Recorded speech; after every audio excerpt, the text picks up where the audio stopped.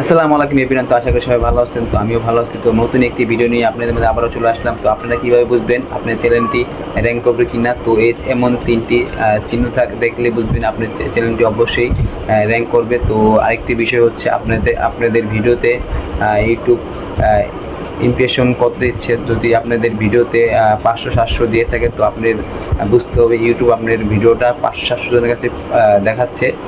তো যদি আপনার ভিডিও ইমপ্রেশন যদি 10টা-20টা করে থাকে তো আপনার অবশ্যই কোনো সমস্যা আছে চ্যানেলের ভিতরে। তো আপনারা সেটিকে ভালো মতো খেয়াল করে ঠিক করে নেবেন। তো ইমপ্রেশন যদি ইউটিউব আপনাকে 500-700 জনের কাছে দিয়ে থাকে, যদি আপনার ভিডিওটা যদি অবশ্যই ভালো হয় তো আপনার ভিডিওটা দ্রুত ভাইরাল হয়ে যাবে। যদি ইউটিউব যদি আপনাদের ইমপ্রেশন যদি না দেয় আপনার ভিডিওটা মানুষের কাছে পৌঁছাবেই না। তো আপনারা আপনার ভিডিওটা কীভাবে ভিডিওটা ভাইরাল হবে? তো আজকে আমি এই গুরুত্বপূর্ণ সেটিংগুলো আমি আপনাদের দেখিয়ে দিব এবং বুঝিয়ে দিব। আপনারা পরবর্তীতে দেখে আপনারা বুঝতে পারবেন আপনার চ্যানেলটা কি র্যাঙ্ক করবে কিনা। তো সম্পূর্ণভাবে ভিডিওটা দেখবেন। দয়া করে ভিডিওটা স্কিপ করবেন না। স্কিপ যদি করেন তো আপনারা কিছু শিখতে পারবেন না।